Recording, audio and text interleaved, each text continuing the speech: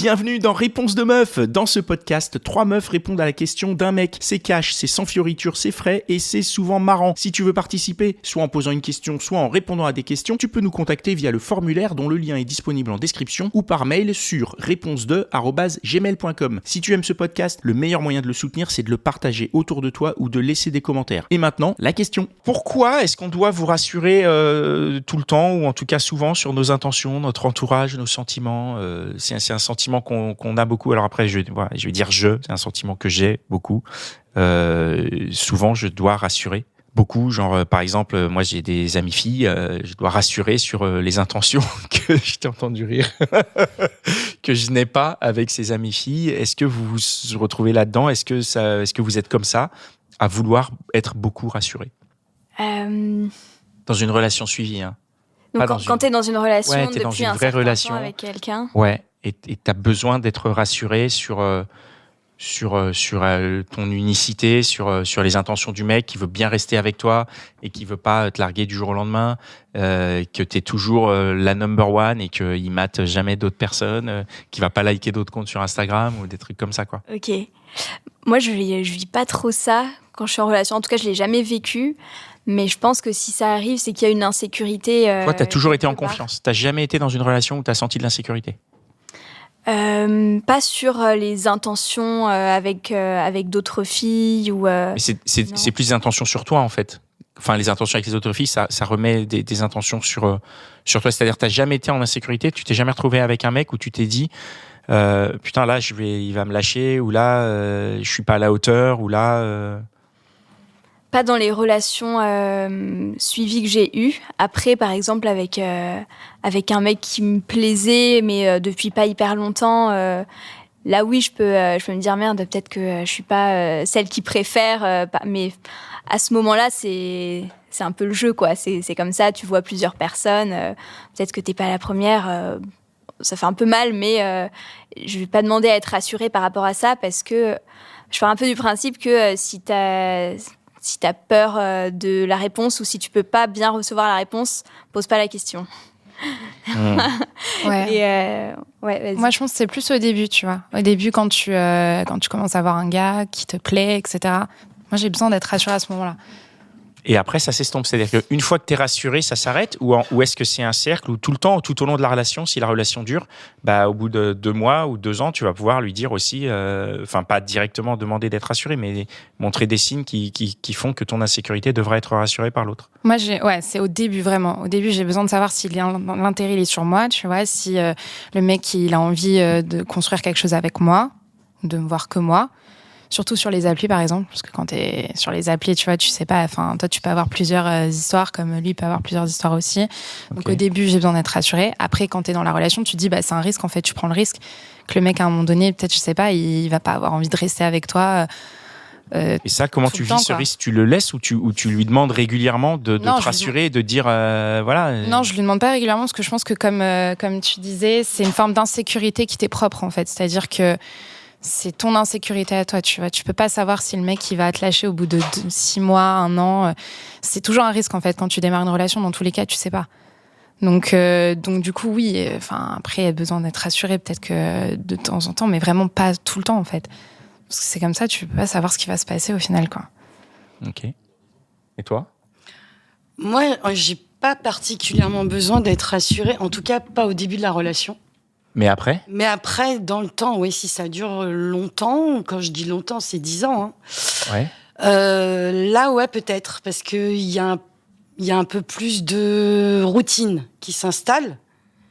Et pour essayer de se retirer de cette routine, on va avoir besoin, moi personnellement, je vais avoir besoin d'être rassurée sur certaines situations. Surtout si je vois qu'il est tactile. Okay. C'est-à-dire s'il commence à toucher d'autres gens, tu te dis... C'est plus dans les gestes que dans les paroles. D'accord. C'est ça qui me bloque, en règle générale. D'accord. En fait, attends. Oui. Je trouve aussi que il y a 2 choses différentes, le besoin d'être rassuré et le fait de demander à être rassuré. Parce que le fait de demander à l'autre de te rassurer, ça rassure pas vraiment. Ça va pas forcément combler ce besoin-là, parce que si t'as demandé, finalement, tu sais pas si la réponse est sincère ou pas. Tu sais pas si s'il dit ça justement pour combler ce besoin ou si c'est la vérité. Ouais, Puis puis c'est pour te faire plaisir, quoi. Il peut te rassurer sur Ouais, le pour te moment rassurer. aussi, mais après, tu vois, ça peut changer, quoi. Enfin, je Ouais. veux dire, tu sais pas, il y a tellement de facteurs, en fait, tu sais pas. Ouais, en fait, ce qui rassure, c'est plus des actes, ça va pas être des paroles. Ouais, toujours ça. Hein. Surtout Ouais, si ça a été demandé. Quoi, c'est quoi? Attendez, c'est quoi cette les histoire actes d'acte avant les L'acte paroles, bien sûr. est plus parlant que les mots, quoi. Donc ça veut dire le gars, s'il arrête d'être tactile, ça c'est un acte qui va te rassurer. Non, avec moi, non. Non, mais t'as dit s'il était Mais tactile avec avec les d'autres. autres, oui. En Donc s'il règle arrête d'être générale, tactile avec les autres, enfin, là ça va te rassurer. un peu plus, ouais. Donc c'est vraiment les actes. C'est quoi être tactile avec les autres, du coup Tu vois, il arrive, Ah, il je sais pas, te touche, il te prend par l'épaule, machin. Ouais. Les forceurs, on sait ce que c'est. Hein. Il y en a pas mal, hein. Non, à ce moment-là, effectivement, si tu lui dis, écoute, moi, ça me met en insécurité que tu sois tactile avec d'autres femmes, à ce moment-là, c'est l'acte que le mec arrête de le faire qui va être rassurant. Par contre, s'il te dit, mais non, t'inquiète pas, c'est juste, je sais pas, c'est juste amical, je sais pas si ça va vraiment te rassurer. Non, je le voilà. croirais pas. Moi, j'avais un peu la même question sur le fait le besoin d'être rassuré, mais c'était un peu plus large en fait. C'était vraiment moi dans mon expérience, les femmes que j'ai connues, que je connais, que ma mère ont plus un problème avec l'incertitude que moi. Enfin, je parlais de moi, je vais pas parler des autres mecs, mais enfin bon, chez mes potes, c'est pas un truc que j'ai tellement remarqué, donc voilà.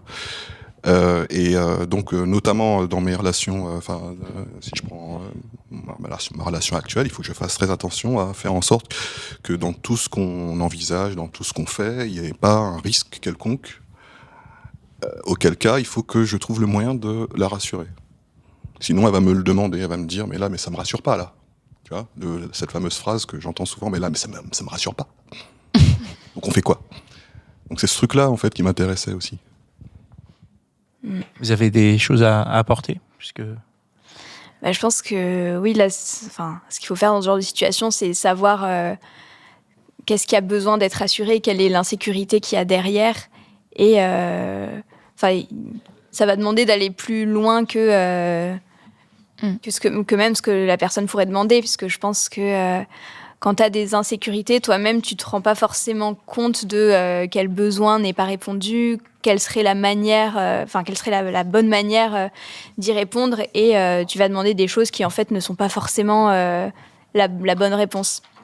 J'ai du mal à trouver un exemple concret à ça, mais je pense que ce genre de demande, c'est plus un signal d'alarme que quelque chose de plus profond ne va pas et qui concerne la personne qui demande, qui concerne la femme généralement, qui va te demander d'être rassurée sur un point. Je pense que plus que d'essayer de la rassurer par des paroles, c'est-à-dire mais pourquoi tu ressens ça? Et à ce moment-là, il y a peut-être une discussion qui va se créer et il y a peut-être quelque chose de complètement différent qui va en ressortir. Ouais, ça demande une forme d'empathie, c'est ce qu'on disait tout à l'heure, c'est d'avoir une communication claire. Être dans la communication, voilà. beaucoup. Ouais, je pense que c'est plus ça. Okay, pour le coup, moi je pense qu'on y est dans la communication.